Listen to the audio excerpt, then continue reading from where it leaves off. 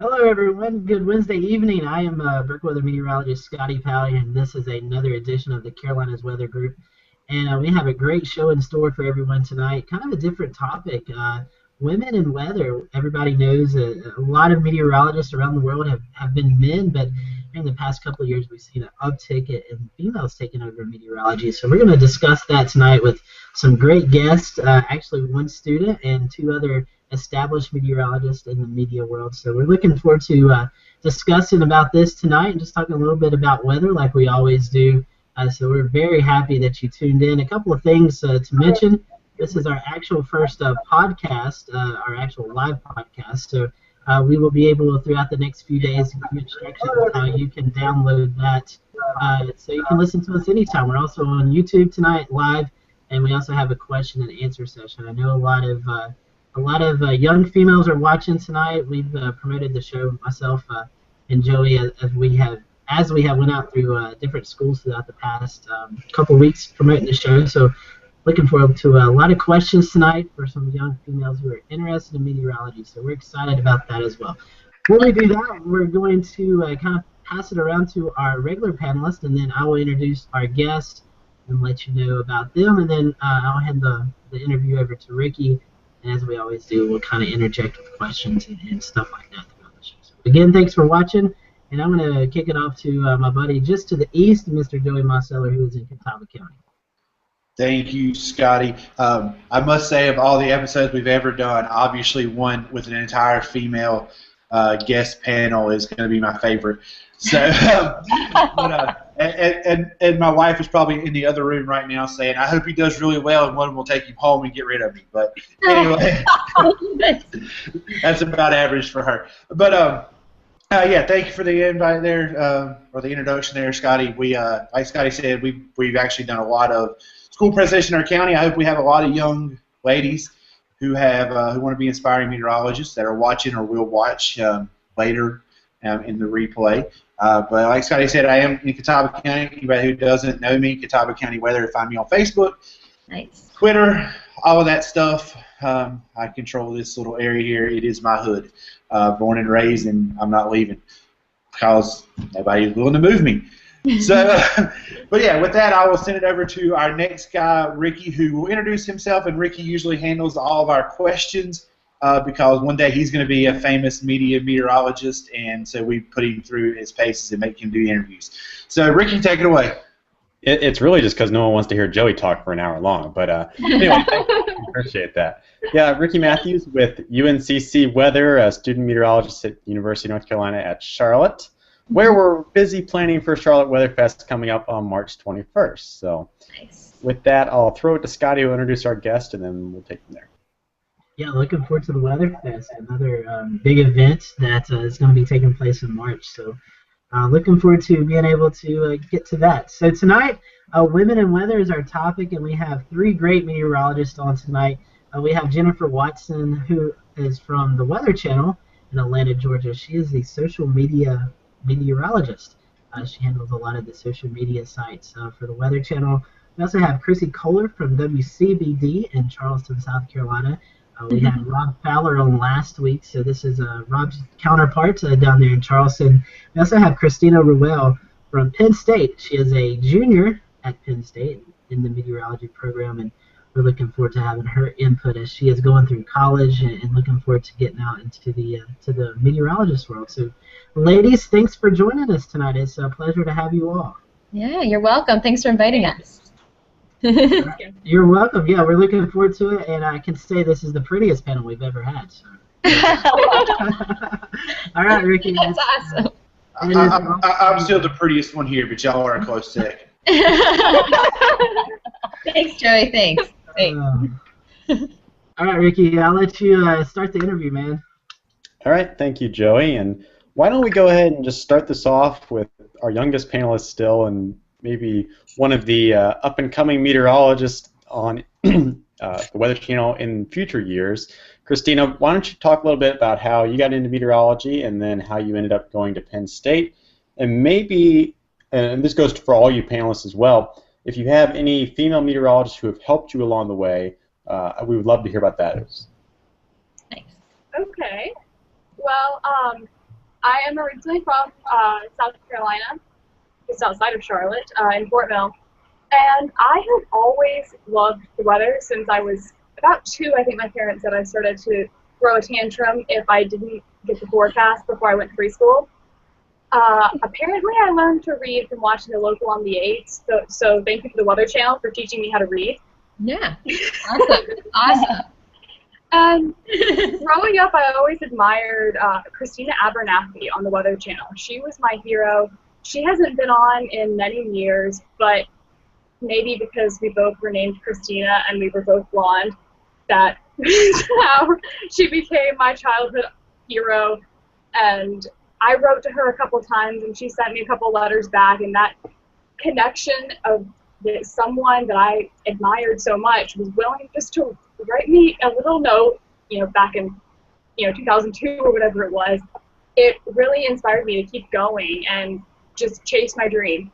And I found out about Penn State meteorology when I was 7 because I was bored, and I went on the computer, searched through every on-camera meteorologist profile from the Weather Channel, and ordered what school they went to. I was a little bit obsessed with the Weather Channel. They had 7 meteorologists from Penn State. So at age 7, I told my parents I was going to go to Penn State. Nice. And so here I am today, surviving the cold, trying to, and just continuing to enjoy the wonderful world of weather and all the fabulous people that are in this community. And I can't wait to one day hopefully be like Jennifer and Chrissy and actually be working in the field.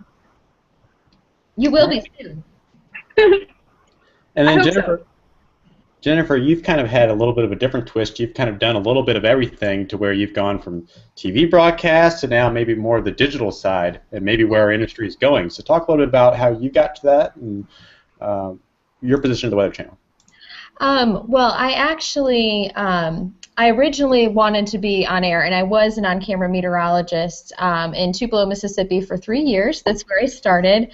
And I got my master's degree from Mississippi State University. I had done some research and found that like over half, and this may not be a right statistic, but over half of the on-camera meteorologists across the country either went to Mississippi State or got a degree from Mississippi State. So I was like, I gotta go there. So I went there, and my first job was in Tupelo, Mississippi, and I loved it. I loved being on the air. It was a great town to start in.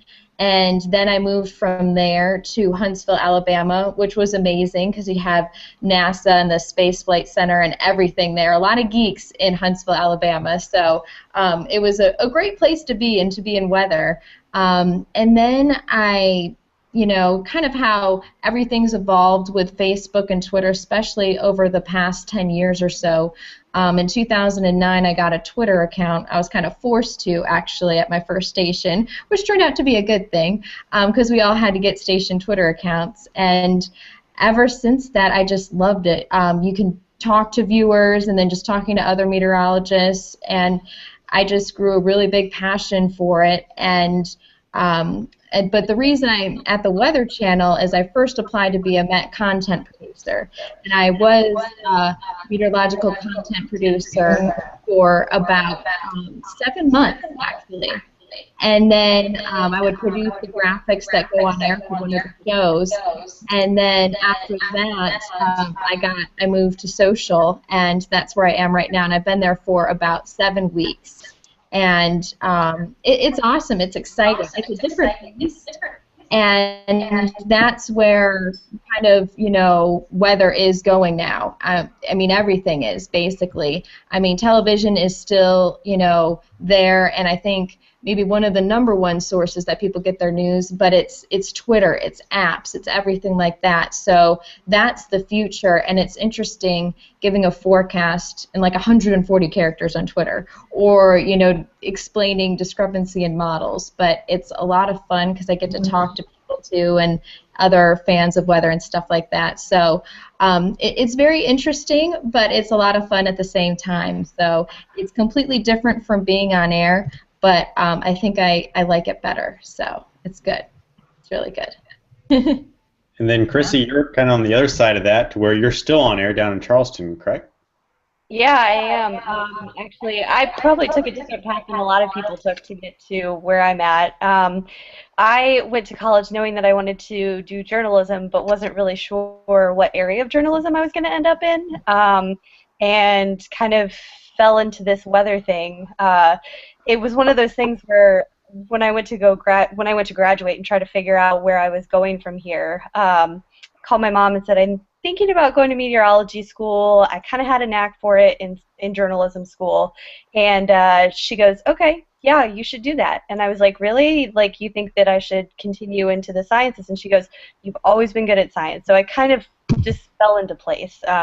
One of those things where I wasn't devoted to it from the beginning, but just kind of made my way into it kind of through back channels. And then I ended up starting out as an assignment editor at WIS in Columbia, and then ended up moving to Missoula, Montana, actually, to try to get my first on-air job. I was behind the scenes at WIS doing more newsroom stuff, but I knew that weather was where I wanted to go. Went to Montana, cut my teeth out there for about a year and a half, and then ended up getting a job in Charleston.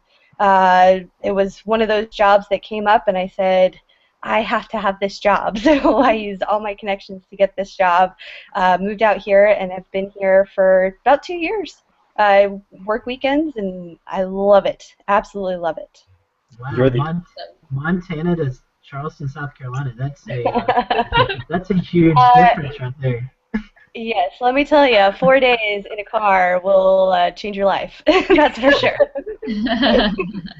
And that was just one way. 4 days one way. 4 days back too.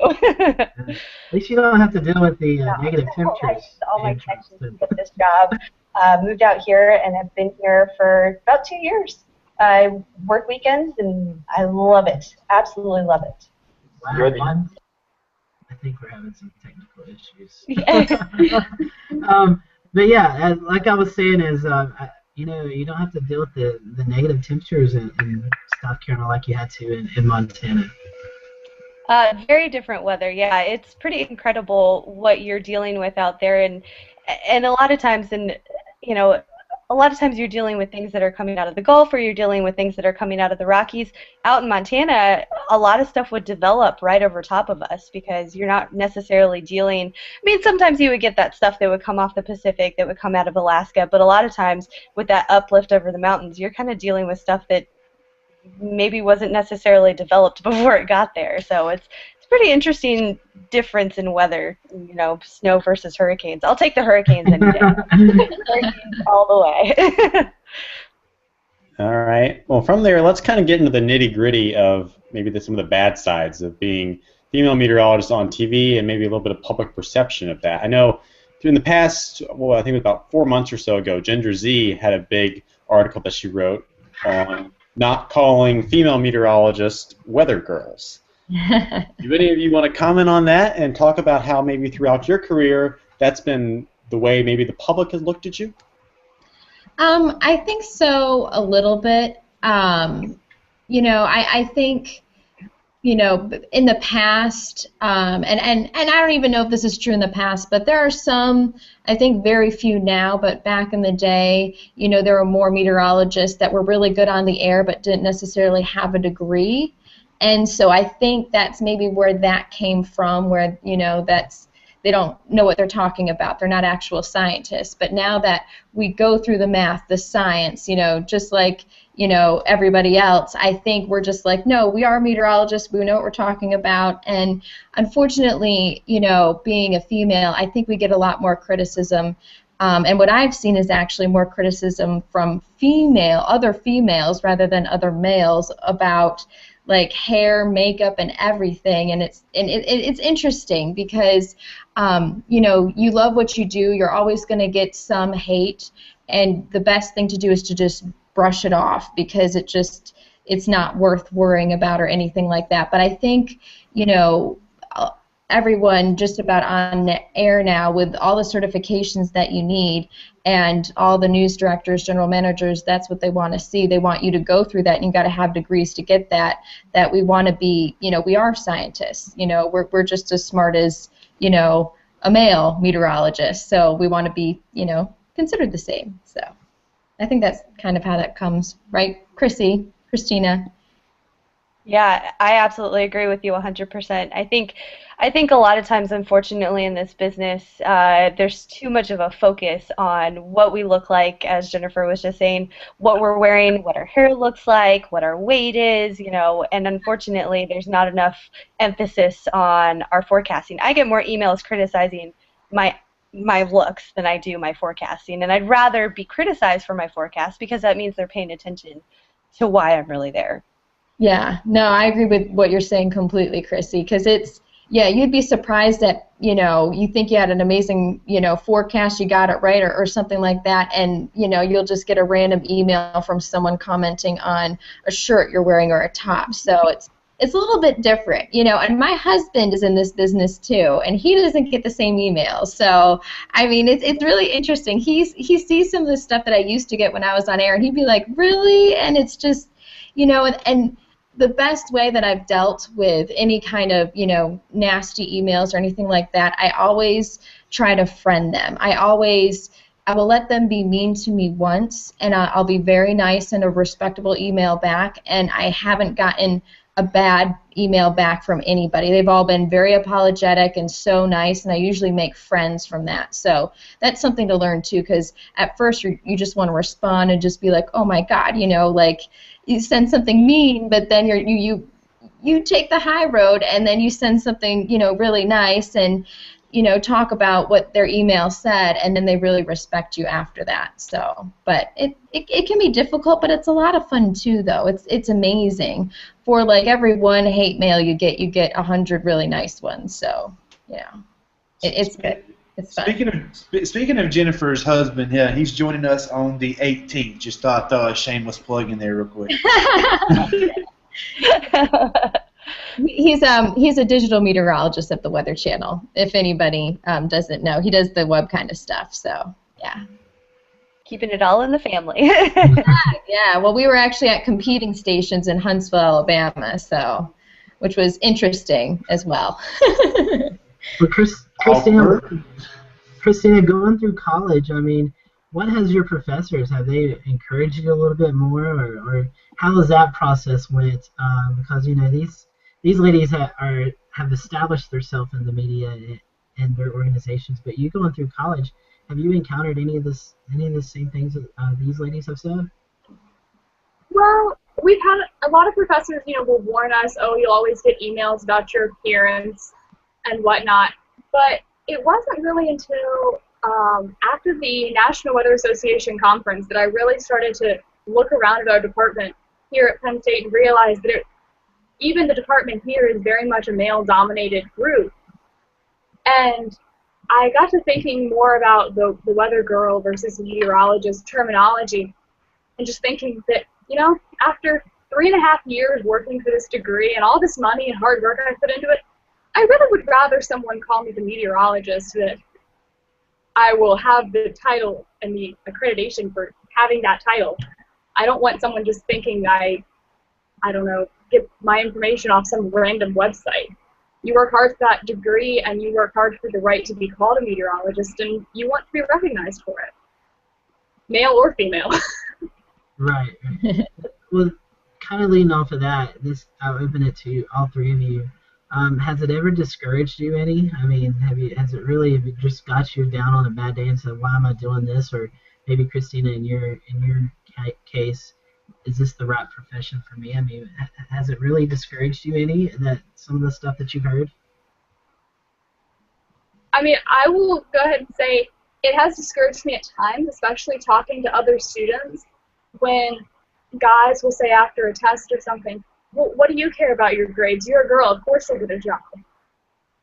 And just because they think stations want to put the girl on TV, and it just always gives you the wrong feeling.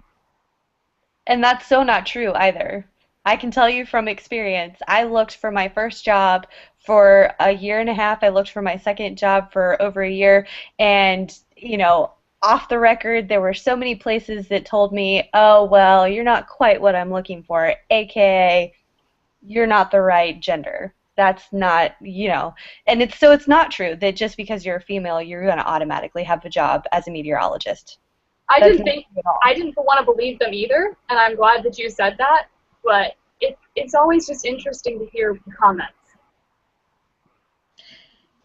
It is, but don't listen to that, because if you're good and they like you, you can get any job you want. You really can, and you should never limit yourself. I've seen so many women go directly into a top 50 market from school. I mean, you can seriously do anything you want. You will limit yourself, but I think you should apply for everything anywhere, because, you can do anything you want.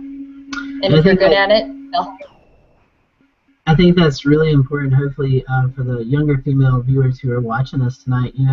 Stick to it. Everybody in any job that they do, you're always going to have some sort of criticism. But if you stick to it and stay the course and have a good feeling about it, everything will turn out. Especially it has for you guys, and I know it has for many people. Yeah. No, you're exactly right. It takes a lot of hard work, and you got to realize that you're competing for jobs against sometimes over 50 people, but you just prove yourself, go in with confidence, and confidence is a big thing. You don't want to ever let any kind of emails or even stuff that other people say bother you, because just be confident, you know what you're talking about, and just stick with it. So I think that's good. And I think in this business, too, you have to keep an open mind, because that job that you want may not necessarily be the right job for you. If you had asked me 5 years ago, I never in a million years would have told you that I would have lived in Montana. But it ended up being one of the greatest things for me career-wise, because it made me so much better. It was in a small market. Yes, it was in the middle of Montana, but I learned so much from that job, and I am so grateful that I had it. So I think that that's another thing. You just have to keep an open mind when you're applying for jobs, and you may end up somewhere you never thought you might. And to add to that, Chrissy, actually all the jobs that I've had, besides the one I got right from college in Tupelo, through my networking, literally on Twitter, I knew the chief meteorologist in Huntsville. He knew me, and then so I think that connection helped, as well as the Weather Channel. I think networking is huge. Getting people to know your name, your face, and being very active on social media is huge in getting recognition and potential jobs in the future, because let's say Brad Panovich, I'm a big fan in Charlotte. If he's, a job comes up in 8 months for a weekend meteorologist or something like that, and he sees, what you do on your social media and stuff and knows who you are, you may have a better chance at getting that job, because he knows that you work very hard and he knows your work ethic compared to, somebody else. So I think that's huge now in your job search. Oops, there's my mic. I was going to say, I liked your comment over there, because Jennifer, you must really know the Charlotte market, because there is an opening there right now. So I saw that, yeah. I haven't looked into jobs for a while, so yeah, no. I haven't looked online at all for the jobs, but no, that's the thing. You just never know when a job is going to come up. And another quick note, when I was in Tupelo, Mississippi, my chief meteorologist had been there for over 30 years. I never thought in my wildest dreams he was going to retire, but he did. You just never know. So even if for some reason you get discouraged, don't get the on-air time you want in the beginning, just keep working hard and proving yourself, because you never know what you could move up to or who's going to leave or anything like that. It's a crazy, wild business, and just like Chrissy said, always have an open mind. So I think that's key.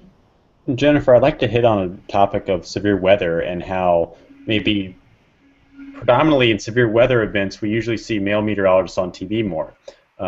Is that something you've experienced? I know you've worked in Alabama during some of the tornado outbreaks that have happened there. And Chrissy, I can't comment on your severe weather history because I'm not as in tune with it as I am Jennifer's, but to you as well. Is that something you've seen, or? It depends on the station and how they are easygoing they are with who gets to be put on air. on April 27th, when I was in Tupelo, Mississippi, I covered basically all 3 rounds of the severe weather. And I was on air. I did the morning stuff. My chief meteorologist was in with me from 2 o'clock in the morning until about 5 a.m. He went home to get some sleep for the afternoon round. And then we had the mid-morning round, and my other meteorologist came in and helped me. And then we were all like a team together. But he did the majority of the afternoon stuff. And I think that decision, I think because he's the chief, you know, a lot of stations, they want to see him more. But we all kind of filtered around and got some on-air time as well. But from what I've seen is the chief meteorologist gets more of the time rather than, you know, the other meteorologists. Though they all kind of get a little on-air time sprinkled in. And I think, I'm not sure how many female chief meteorologists there are in the country. I think there's probably less than 20 around there. I think there's a lot more male meteorologists or chief meteorologists than female. I was trying to remember when they talked, because they did a whole episode on Weather Geeks on Weather Channel about this, about women in meteorology. And I think they said for the top 10 market, there were 50 chief meteorologists and only 2 of them were females. I think, I mean, it's that was the statistic. I know and I don't know.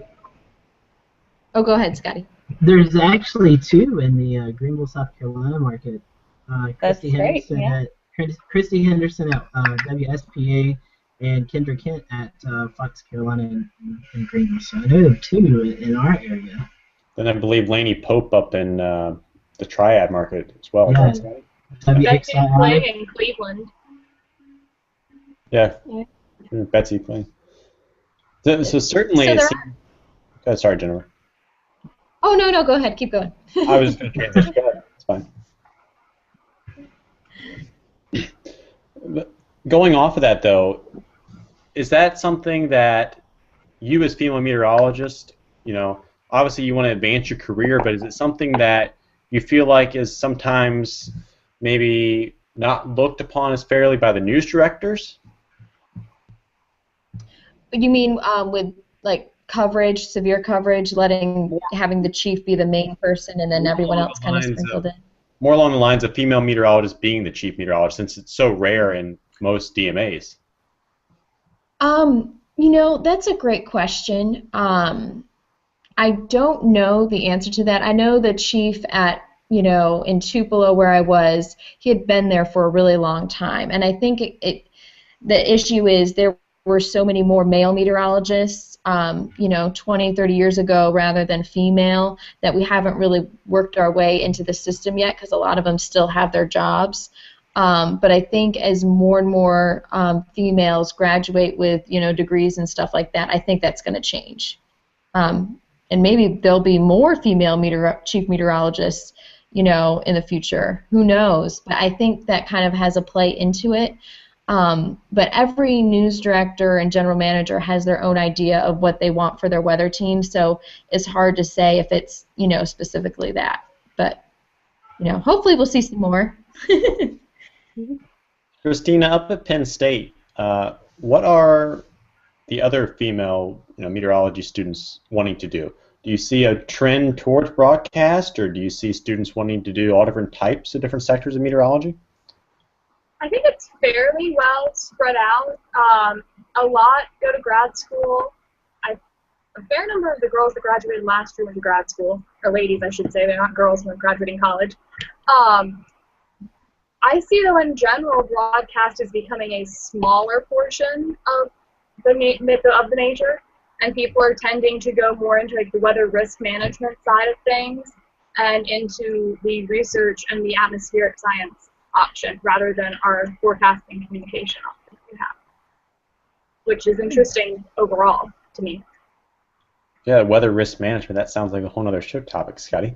But, you know, off of that, who are your professors like? I mean, I don't know the demographics of the professors up at Penn State. I know here we actually just hired one of the female meteorologists, Dr. Casey Davenport. She came from the Air Force Academy, and she's our kind of severe weather professor here at UNC Charlotte. But what's the teaching style like up there at Penn State?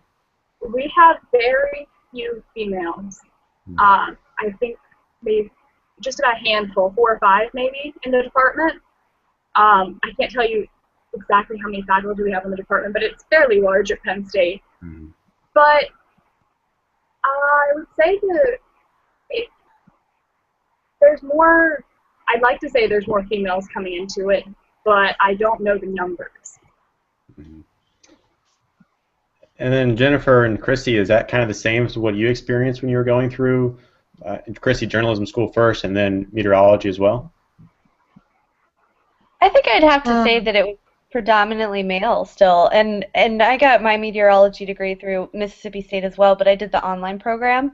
But I would say the majority of the professors were male, and even in journalism too. You saw a few more female professors in journalism, but I think both are still both just news in general, broadcast news in general, and meteorology as far as the professor side of things go is still pretty male dominated.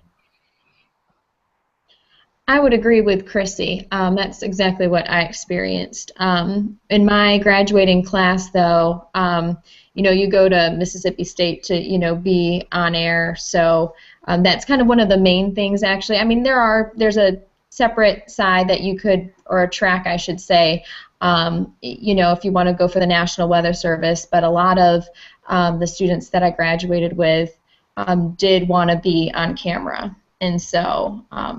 and I don't think I knew too many people that actually wanted to go, study, National Weather Service or risk management, which is really interesting.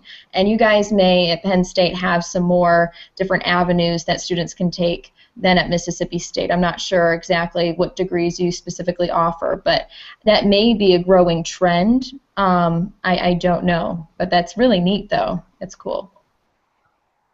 And Joey, I believe, has a viewer question to tie in. I sure do. We have a question sent from Laney's mother. Laney is age 11, and she would like to know, what do I have to be good at if I want to be a meteorologist? Basically, math and science. There's a lot of math. I actually minored in math, almost double majored, actually.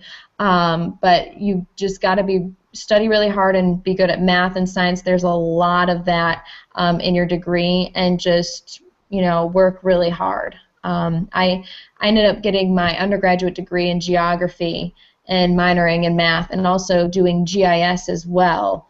And then when I was at grad school, I taught GIS labs, and then I got more of my meteorology background there, but a lot of math and science. And you can definitely do it with just an undergraduate degree. That's just the course that I took. So. Yeah, me and Scotty, when we do our school presentations, we always remind the kids to make sure they pay attention to their math, their science, and their geography, because they're going to need it if they want to be a meteorologist. Oh, yeah, absolutely.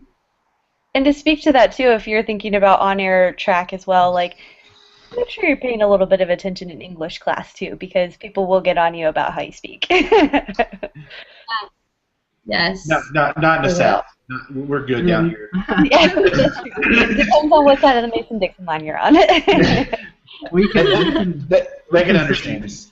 We can say y'all down here, and they would never understand us. All right, I've got one more viewer question. We got a question. This one would be from Britt, age 10. It's 8:30. Kids need to start getting in bed. But Britt, age 10, says, what made you interested in weather? I'll let all three of you kind of quickly let us know what made you interested in weather. I think I just, I've always been fascinated by it. And I think it was actually watching the Weather Channel coverage of the May 3rd, 1999 Moore, Oklahoma tornado that really just, blew me away. And I was like, I want to do that. But I didn't realize I wanted to do it for a career until after I was actually in college. I was still a little unsure. But that's kind of, I've always had a passion for it. So, that's why I did it. So. I think for me, I always knew that I wanted to do something that impacted people, and weather is one of those things that impacts every single person out there. And it was kind of just the nerd in me kind of awoke when I went to meteorology school, and now I find it so fascinating that, we've everything intertwines too. That's one of the fun parts about weather is just what's happening in Alaska is somehow going to affect us here in South Carolina, and even on a bigger scale. So I just think that it's interesting to be able to go to work every day, to have an impact on people, and to at the same time get to be a big giant nerd. I would have to say my fascination came about the same way as Chrissy's did, and just from a young age knowing that the weather impacts everyone. You can't escape the weather. And being able to help people understand how that's going to affect their day-to-day lives, I think is really a great way to be a part of your community and know that on a daily basis you're really impacting a community of people. And again, like the science nerd side, I love sitting in an airplane and looking out the window, and how can you not wonder why the cloud is right there and not up there or further, and why does it stop growing when it does? All of the things that just intertwine in the weather. It's so cool. Sounds like Christina needs to get a pilot license too. The cloud stops growing because of that stupid cap. Anyway, that's a whole storm chaser side of me coming out there. But I was going to say, Jennifer, you mentioned the Weather Channel.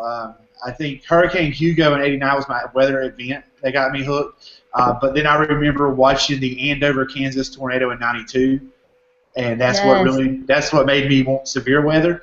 And then I was already deep in it. Like at 14, I found a friend that had a car, and we were chasing storms when I was 14.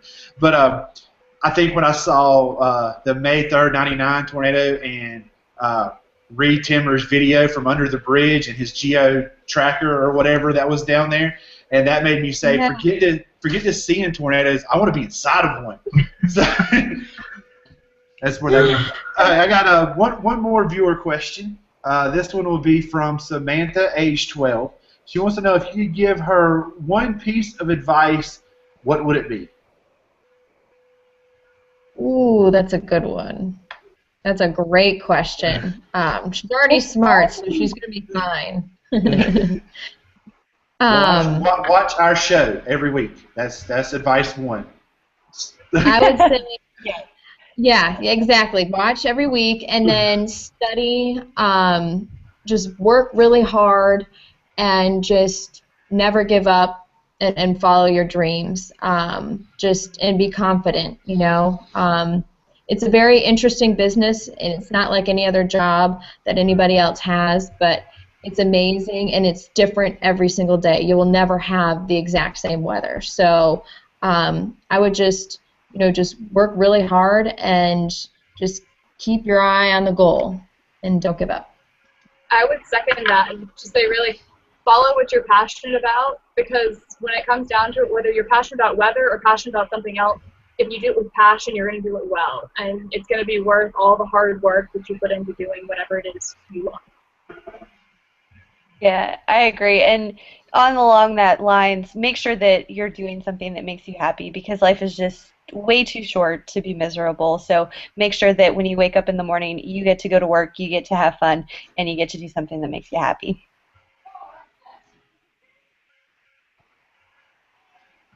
Ricky? Oh, okay. Sorry, I want to know the storm chasing thing, because just like in, as we've talked about, it seems like storm chasing is somewhat of a male-dominated sport, I should say, or maybe a field. But our professor, who just came here from the Air Force Academy, she was actually on the Vortex 2 team. And for those of you who don't know what Vortex 2 was, it was a long research mission with tons and tons and tons of different universities and science organizations teamed up to try and figure out why tornadoes formed and some of the science behind that. And what she did on that was she launched weather balloons as part of Vortex 2. So there's opportunities everywhere for females in the meteorology career path. One of our female professors here at Penn State, too, she is big into tornado chasing as well. Speaking of chasing and stuff like that, what are you guys' your niche? What is your favorite thing to forecast? When you see this pop up, you're like, this is going to be a great day. Winter weather, severe weather. I mean, what is it for you all? I would probably say severe weather, but I think forecasting in general is just fun. I like to do it every day, looking just, at all the different models, putting it all together. It's just, and how they change and everything like that. I would say just forecasting in general, but probably severe weather is one of the things since I've, been in the Southeast and I worked through April 27th, and even the year before that, the Yazoo City tornado in 2010, a lot of people forget about that, but we had 2 really bad tornado outbreaks back to back, one weekend, the end of April, and then the first weekend of May. I think that it's very tricky, but I think, it's just one of those things in the Southeast. That's what I've, been accustomed to forecasting for a lot down here. And I think that's probably one of my favorite things because it's just, it's so, micro scale and everything like that. So, yeah. Chrissy? I would have to say hurricanes. I mean, hurricanes for me are just absolutely fascinating. That you can have this piece of energy that comes off the coast of Africa and turns into this massive system that just can turn on a dime. Such a big system can do so many amazing things, and I also like the comfort of knowing that there's a lot of forecasting that goes into it ahead of time. So we're not talking about something that's just going to drop out of the sky onto your head. That comforts me a little bit to know that a hurricane, I know it's coming. So hurricanes are definitely kind of my thing. I'll go stand in a hurricane any day of the week. and I think you found a partner. We can do it. And Chrissy wants to write a letter and thank the guy who invented the satellite, where she would hate hurricanes.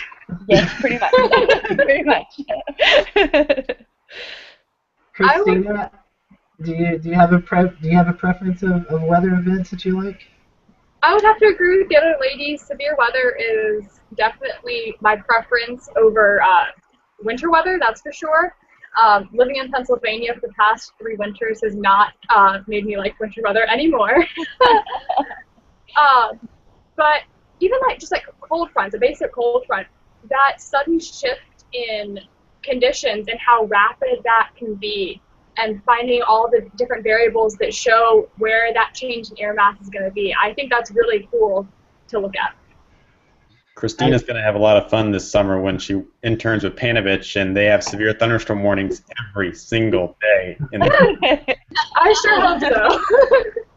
I was getting ready to say, I've noticed none of you guys or none of y'all have said winter storms or winter weather, and Panovich will joke with you. That's why he's lost all his hair. He used to have hair before he came to North Carolina. So winter weather is a pain to forecast around here in the Southeast. So, but yeah, that's pretty awesome. Jennifer, you touched on it a little bit. I can't remember if it was actually before the show when we were talking or when the show was starting. You were talking about the access of weather model data that the public has now.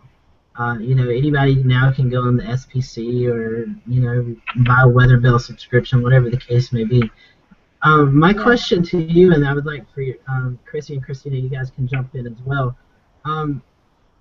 We are seeing a lot of these pie-in-the-sky forecasts and a lot of these bogus websites and stuff like that producing bad weather data. And my question to you guys, do you think that the public has a little too much access to that type of information?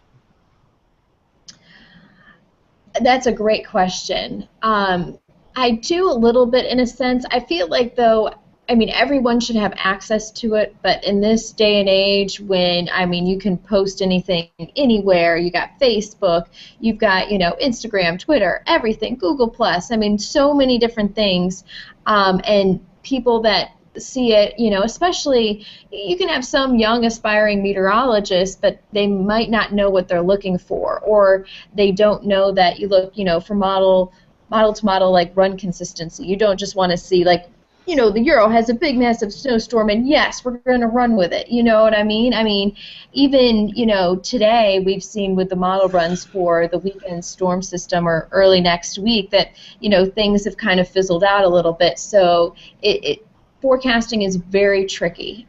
Even up to an hour before an event, you know, something can change. Even with the, you know, the New England blizzard. I mean, if that low track, that's why it was such, you know, so difficult forecasting that. And, you know, if it was a little bit farther off to the west by only, you know, 10, 20, you know, 30 miles, it would have been a very different situation for New York City. So I think when you have people that have access to, you know, all the models and everything like that, but don't know how to actually use them and communicate to the public the discrepancies between models, and maybe the people that are posting it don't understand that can be very scary. So it's tough. I feel like there should be some restrictions, but then again, you know, I mean, I think everyone should have access to everything. So it's just a tough call. It's a very tough call. Yeah, I completely agree with Jennifer. And in fact, I actually ended up doing a story on this last year because there was one of those things that was circulating through social media like wildfire. We were getting questions at the station about this big, massive snowstorm that was going to hit the southeast, and we were like, yeah, no, that's not really exactly from the right kind of source. So we did a whole story about, you know, you need to be kind of more picky about where you get your weather from. You need to kind of vet your weather sources and make sure that in this world of social media that you're figuring out exactly what the credentials are from those people, because it turns out if you looked into this particular person who is spreading these maps around, I think this person had a high school diploma and not much else. So it was one of those things. It's one of those things where you're not going to let somebody in your home to babysit your kids without vetting them. So don't pick up a forecast and just run with that without vetting it as well. I mean, obviously, two not necessarily equal situations, but the point is make sure you're vetting those people before you get them. And I agree with Jennifer. It's hard to say you can't have access to this because we don't think you're going to be responsible with it, but at the same time, it does, because people aren't as picky and choosy, it unfortunately leads to things spreading like wildfire that shouldn't be spreading like wildfire. Amen.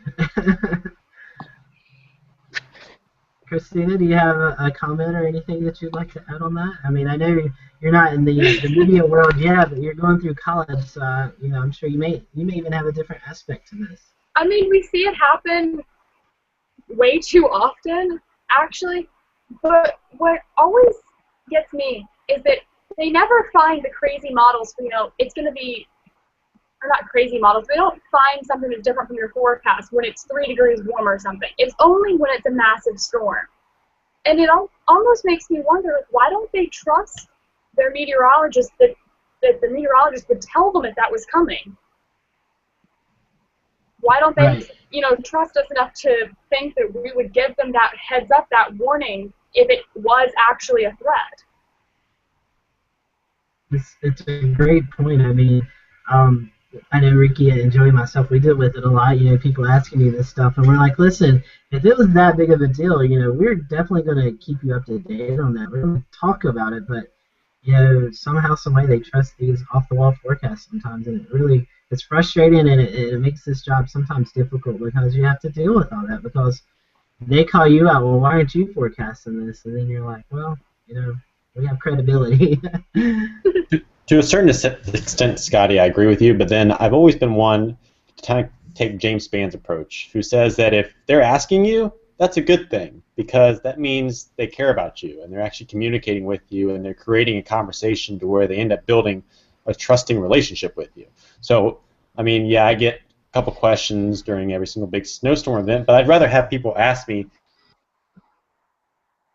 "You be closed tomorrow," because I probably can't 100% answer that, but I like that they're trusting me enough to get the information from me as a source. I think that's a good point. You could use it as an opportunity to build trust rather than looking at it how I sometimes do, is a lack of trust. Joey, I believe That's you true. had That's a comment? Yeah, I was. We had a couple of tweets. I wanted to make sure I mentioned them on the air. One of our guests from a couple of weeks ago, some of you might know, Miss Andrea Melvin. She was on a couple weeks ago talking about school systems and the way they handle severe weather and protecting our kids. But she just wanted to throw out and remind another great female in the field, by the way.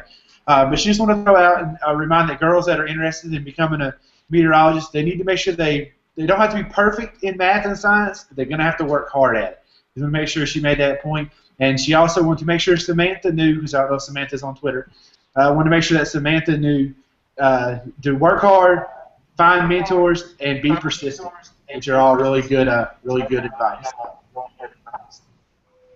No, that's true. That's huge. Because I would never have thought, I always thought the Weather Channel, when I was in school, and even like undergrad, I was just like, God, an internship at the Weather Channel, I could never get that, but don't like limit yourself, reach for the sky. And I think mentors is huge, and, job shadowing, everything like that. Even if there isn't an internship, available at a station, just ask if you can job shadow for a day, and you can still, build a relationship and everything like that.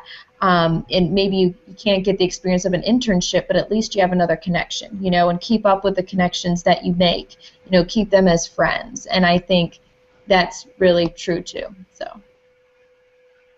it helped me anyway. And as we approach our final 10 minutes, I'd like to kind of have you guys comment on basically the path that you would suggest other up-and-coming female meteorologists take into the field. And if there's anything that you guys think that they should especially do, besides maybe just the math and the science, maybe more geared towards your career path. Say they want to be you, what would you do to help them get to that point? I think, just like we were discussing, I think mentors and connections. Connections, I think that's a really big thing in this business. The more people you know, I think the better, because just like, like we said with, Brad Panovich, if you talk with him, on Twitter and everything like that, and a job opens up, you just never know. But he thinks that, your name might pop into his head and be like, what, she'd be perfect for that, or something like that. I think, just internships, mentors, connections, working hard, I think that's key to anything you do. For me, I was on air or on camera, and then I came off camera, and I've had a lot of friends. They're just like, Jen, do you ever miss it? Do you ever miss being on air? And I do, but I'm still forecasting. I'm still doing the weather. That's what I love. I love weather, whether it's on camera or off camera. So, and I love social media. It's something like a passion that's kind of grown over time. And so that's what I love doing. But if you love social media, anything like that, just get involved with it and do that. And I think even if you want to be on camera too, I think being on social media is really key. And if you want to be, behind the scenes like National Weather Service, apply for internships or volunteer is huge. Do whatever you can, and if you're not sure, just job shadow the National Weather Service, an on-camera meteorologist or someone else, because there's a lot of, different interesting things out there. So that's my advice. I agree with everything Jennifer just said. All of it is good.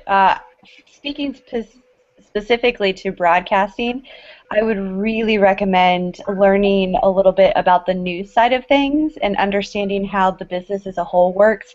Like, for instance, myself right now, I'm currently a weekend meteorologist, which means 3 days a week I do traffic and I report, which means that I have to have those skills in my back pocket as well. So if you want to specifically go into TV, your first job might not be on Monday through Friday, whether every day that you come into work. So make sure that you're educating yourself on the other aspects of the business so that you are marketable and so that you are able to get into the business. And then you'll work your way up to that point. But yeah, like I said, I do a whole bunch of different things in my job, and I think that's a really important thing to keep in mind if you're going to go into the specifically broadcasting field.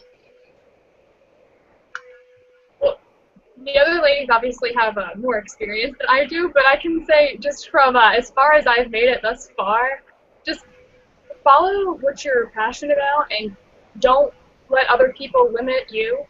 The only person that can limit you is you. And so just go for what you want and practice the math, practice the science. That's the hard stuff, but really just keep going. Don't stop. Don't let anyone slow you down. Don't let the comments that people make about, why are you going into that major? Why do you want to do that? Don't let those get you down. That's all great advice, and for those who've been watching tonight, take that to heart and really listen to what these ladies have to say, because obviously look where it has, where they have gotten so far, and we expect only bigger and better things for all of you guys. So I guess wrapping up, one final question I like to ask this to all of our meteorologists is, what has that one aha moment been? That one moment where you said, man, this is where I really belong, or that one story that just made you feel good? I mean, have you had that yet in your career that you can think of that one moment you're saying, this is where I'm supposed to be? I think mine was when I was covering April 27th or after the fact. I tend to be like a really kind of bubbly, happy person, and on that day I was like serious. I mean, it was just it was a beast. It was a generational tornado outbreak, and I had several people. They actually did some research. Dr. Laura Myers actually knows about this too, where they were interviewing people like, where did you get your warnings from? Did you watch the TV? Was it an app? And a lot of people were saying that they could tell by the tone of my voice, my seriousness, that they knew it was different and they needed to seek shelter, and that I saved their lives. And I think that was like a huge deal for me, because I was just like, wow, I actually saved someone's life. And just like Chrissy and Christina have said before, weather impacts everyone on a daily basis. And so when you're a meteorologist, especially an on-air meteorologist, it's your job to communicate the weather to people. And it's a huge responsibility, but I think that was probably the biggest moment that I've had. So. Chrissy, Christina? Well, I can say I know that, I picked the right major, at least in college. Whenever I get the chance to talk to any of the alumni that are meteorologists, or even just in an instance like this, getting to be in the presence of the rest of y'all that are in the field as well, and it's just so exciting, and it just gives me that warm fuzzies inside, and I just know that it's the right place to be. It just makes me happy. Awesome. Yeah, I don't know that I don't know that it was like one aha moment for me, but I guess it's just more about the fact that when I wake up in the morning and I go to work, and I have to report, it's a whole different story. But when I wake up and I get to go to work and I get to forecast the weather, and I get to just nerd out for a few minutes. I mean, I get up at 3 o'clock in the morning to go into work at 4 to go for a 9 o'clock show, because I love sitting there and I love going through the models and I love putting together that forecast. And that, to me, the fact that I get up early, to me says that this is the right career path for me, because it's fun. It never feels like work to me. So maybe not one moment, but just overall. Yeah, if you're happy waking up that early in the morning, that tells you that you're doing the right thing. I also drink a lot of coffee, so there's that. All right, well, ladies, thank you so much for having us, or coming on tonight and talking with us. Christina, one thing that I could maybe recommend to you is our good friend Tim Buckley is a Penn State alumni. So if you don't know Tim, you need to look him up on Twitter, Facebook. Tim is a really awesome guy. He does a lot of social media. He's really a good person to interact with. And talking about connections, if you don't know Tim, you need to get linked in with him, because he's an awesome guy. He's actually in Greensboro right now, moved from Wilmington to Greensboro. So tell him that we sent you by if you don't know him. He's a great guy. I do follow him on Twitter, but I will have to send him a note. Yes, please do. Send him a note. Tell him that we sent you. A great guy, and he's very willing to talk and kind of show you the ropes. I've been to the studio a couple of times in Greensboro, and just Tim and Grant both are great guys. So I recommend that you kind of link up with them. So Joey, Ricky, I know I kind of said final question, but do you guys have any final questions for a guest? No, I just thank all of them for coming on once again, and I think we've really had an interesting conversation. I love that we got some comments from younger female meteorologists, up and coming, I should say, on the show tonight. I'll take one final question, just because Ricky kind of mentioned it there. We give away every year the Catawba County Weather Award to a 6th, 7th, and 8th grade student who shows more interest in weather, who really excels in that part of their studies in middle school. And one reason why we did that was after speaking with the superintendent, he was like, so many females, it seems like, are really good in science and math through their high school years, but they don't jump into that kind of field. Most of them don't go into any kind of scientific field. Give us one idea, maybe something you think that would maybe help us to help this younger generation continue that into that field after their high school or college, for that matter. And I'll let each of you take a stab at that. Just something that would make them, want to move on into that. I think that meeting people like Jennifer and Chrissy and other people that do science, but not sitting in a lab with a lab coat on, mixing chemicals type way. I think there's a bad stigma out there that scientists are closed off and just sit in their offices and do research. And some of them do that, and we need those people to do the research. But then there's also people that need to be trained in science that can also then communicate. And I think we need to broaden the horizons of the younger generations as to all the different options and all the different avenues you can pursue with a degree in science. I think Christina's really onto something there. Maybe that internship type opportunity. I mean, I know in high school I wasn't required to do an internship or anything like that. That wasn't required until I got to college. But maybe that internship type opportunity to allow for people to see that there are really awesome jobs out there in math and science, like she was saying. I mean, there's all kinds of things across the board, science and math, and just kind of maybe educate a little bit more about what is out there, rather than, like Christina said, being in a lab coat. Basically, Christina and Chrissy said it all. I think, knowing what kind of jobs you could, do once you graduate and stuff like that in math and science is key. If you don't know about a job, or you could do a certain something, then, you might not go into it or know to go into it. So I think,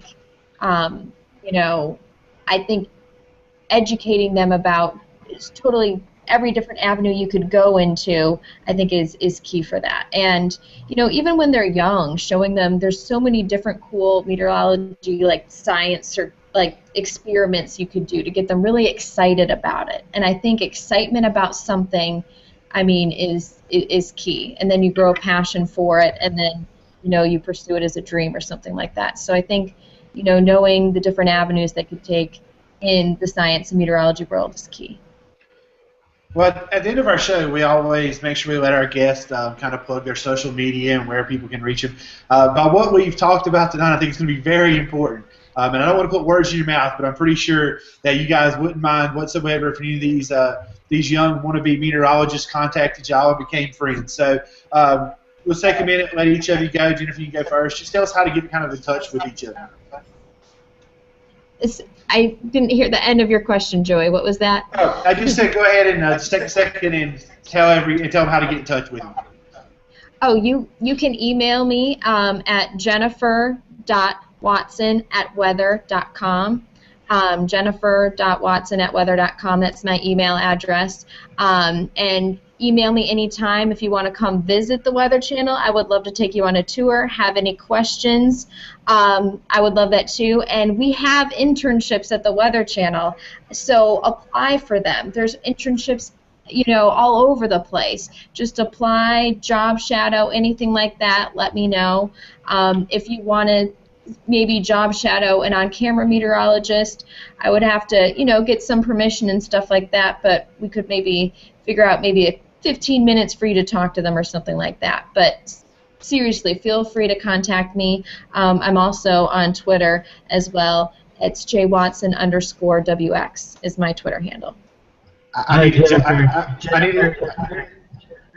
need a job shadow Jim Cantori. I was getting ready to say that Joey and Cantori have to get together somehow. So we're going to take you up on that tour of the Weather Channel, and we're going to come down and let Joey and Cantori square off one time. WA, Joey. Sounds good. I can tell you, somebody who has never worked at the Weather Channel, that the one time I got to go there and tour, it's the coolest thing in the world. That's on my bucket list. I think I'm gonna tour the Weather Channel. But ever since Joey's seen the episode of Cantori and the guy down actually in Charleston last year, he's wanted to take Cantori. He said he could do it. Yeah. What do you think you say that? I reran that video in the show today because it was a year ago today that happened. That's exactly right. Yeah. We've been trying to get Cantori to come on here so Joey could challenge him, but we have yet to get an answer from him. So I'll talk to him. I'll see what I can do. So. There you go, Joey. All right. I'll work on that. I can't promise that. Definitely a tour, but we'll see what we can do. Well, we thought about just when Mike Bettis comes on the show here in March, we thought about just kidnapping him until he was able to get Cantori for us. No, Mike Bettis is great. They're all amazing. They're all wonderful. They're all wonderful. No doubt. No doubt. Chrissy, would you like to go ahead and tell them how to get in touch with you? Yeah, sure. My email address is ckohler@wcbd.com, and Kohler is spelled like the faucets, so there you go. And then on Twitter, I am Chrissy Kohler, or at Chrissy Kohler, Facebook Chrissy Kohler as well. I'm with Jennifer on this. Anything you need, I'm definitely available. Internships, we've got a summer internship program that we've already gotten a bunch of emails about, so come on over and let us know if you're in Charleston. If you want to spend the summer in Charleston, we got that for you. And any advice, even just you want somebody to look at a resume tape, I would be more than happy to give you my feedback. Maybe not the greatest feedback, but my feedback. And Chrissy, with you, Rob Fowler promised us last week that the first hurricane that was going to affect Charleston next summer, that we could come down with him, so we're definitely going to be seeing you next summer, right? Absolutely. We have cots, and we just have a big old party in the station. Although I have to say, I actually was outside of the building during the one hurricane we had this year. They sent me to North Carolina for that, so you're more than welcome to come. I'll be out there with you. I make a great anchor. You and me, Joe. You and me.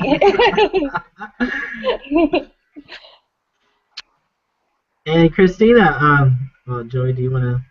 Christina, do you have a social media? Maybe some aspiring meteorologists want to know what it's like going through school. I mean, they may have some questions for you. Definitely. My Twitter handle is @WX_Christina. I give you my email address, but it includes my last name, which is a bit hard to spell. Thanks, Daddy, for that one. But if you have any questions about college, getting into college, even if it's not meteorology, I'd be happy to try to give you my 2 cents worth. And hey, if anyone's ever wanting to come to Penn State and visit this cold place, I can show you around. We have a great weather center here. It's kind of fun. Awesome. Well, thanks, ladies, so much for coming on. We really have enjoyed it, and we'd love to have you on the program anytime. I mean, if there's any certain topics that interest you guys or something like that, we'd love to have you on and contribute to the show. I think we've captured Rob Fowler. He's actually coming back in March to talk about the blizzard/superstorm in '93. So he is a wealth of knowledge. he really is. He is good, and he and Joey have made a top 5 list of places to eat in Charleston. So I know that. Only 5? I think it's like the top 5. It's some burger place that is on the number 1 on their list. What is it, Joey? Pose. Hers. Pose on Sullivan. See, everybody loves it. Best burger in town. Best burger in town. And I have to say, Charleston is a beautiful place. I mean, Montana may have been nice, but Charleston's got it beat big time. So. It wins, definitely. Well, ladies, thank you so much. You're cows. Joey, do you have a rant tonight before I kind of talk about the next couple of shows? You know, like I said last week, you guys have got to send me more of the stupid stuff we see on the internet so I can have better rants. I mean, the only thing I could rant on now is the 20-some thousand people that thought it was a good idea to share the euro that made the rest of our lives a living misery. But and then we'll rant. You know what? I'll give you one. How about how many people have messaged me and said winter is over? I'm throwing in the towel. I'm done. It's never going to snow in North Carolina. It's not even February. So my rant is done. Shut up. It's not February. Call me in March. We'll talk. That's it. All right. Send us home, Scotty. There's Joey's rant. Ricky, you want to kind of give us an update on the weather, what to expect over the next few days? I know some people have even said there might be a possible storm this weekend. Not looking likely, but I'll let you do a little update before I close this out. Yeah, the big story really here in the Charlotte area is going to be the cold over the next couple of days. We're going to continue to stay well below where we should be, almost 5 to 10 degrees as we go into the weekend. Monday's a little bit of a flip-flop. Some of the models were saying we're going to be warmer one model run. Some of the models were saying we're going to be colder the next model run. So it's really still up for debate. But I think the main idea as we go into Sunday and Monday is there's going to be some precipitation. For your mountain counties, Scotty, I know you guys probably know better than I do. There could be a little bit of mixed precipitation up there depending on the storm track. But I think here in the Charlotte market, we're either looking at a very cold rain or maybe even 50s in rain, which I would much rather have instead of that 35 degrees and rain. Because if it's going to be 35, it might as well snow. Let's just put it that way. So. Last Thursday was so miserable watching the temperature. It's 33 to 35 and rain. I'm just like, it's been 2 degrees this whole entire winter time. 2-degree difference. But you were hitting on it. Looks like our mountain counties could pick up a little bit of snow late weekend into early next week. And we'll say this, as Joey's talking about and Ricky, it's a very active pattern. So don't write off winter yet. It's a stormy pattern throughout the first part of February. So February is always the snowiest month for North Carolina, South Carolina, Eastern Tennessee, Southern Virginia, so just don't write it off yet. Nope. Ask the followers. Throwing in the towel. It's over. All right. Well, I'll kind of talk about the next couple week's shows, and then we'll wrap it up. February the 4th, next Wednesday, we're going to have Mr. Evan Stewart from WVEC in Norfolk, Virginia, as well as Brad Panovich, Chief Meteorologist at NBC Charlotte. They're going to be talking about weather apps. We all have smartphones, and a lot of people will use that information. We're going to talk about good apps to have, the not so good apps, and kind of talk about what you can trust and what you can't. February 11th is open, so if you have an idea of what you would like for us to talk about, in the back of my mind I'm thinking that might be a snowstorm that we have to cover. So, but anyway, February 11th is an open day. We don't really have a topic set. February 18th is all things weather with Ari, and Jennifer, I think, is very familiar with Ari. And then on February 25th, we close out the month with Dr. Lauren Myers, and I think Jennifer may be coming back on for that show to talk about social media and weather. And then I know March is a long ways away, but we have some exciting episodes coming up in March. March the 4th, we have Mike Bettis coming on with the Weather Channel. Really looking forward to having Mike on and just talking about all of his experiences, and we're looking forward to that. And then the next show is our big show so far for the year. The Blizzard Superstorm in '93. We have Gary Stevenson, Chief Meteorologist out at TWC. I think they're based out of Raleigh, I believe. Ricky may know a little bit more about that than me. Rob Fowler down from Charleston, and Brian Peters is going to be subbing for Mr. James Spann, and he was actually warning coordinator for the National Weather Service in Birmingham, Alabama. And we're going to try to get Eric Thomas on as well. He's on vacation that week, so he may sneak in for a little bit as well. So exciting times coming up for the Carolina's Weather Group's Wednesday night episodes. And again, this was a podcast, so make sure that you can download that. We will put those instructions on our Facebook and our Twitter, so you can do that. Am I leaving anything else out, guys, that you can think of? All right. Well, everyone, thanks for joining us tonight. Enjoy your weekend. Stay warm and stay dry. And ladies, again, thank you so much for coming on. You've been watching the Carolinas Weather Group, and we look forward to seeing you next week. Have a good one. Bye, Single.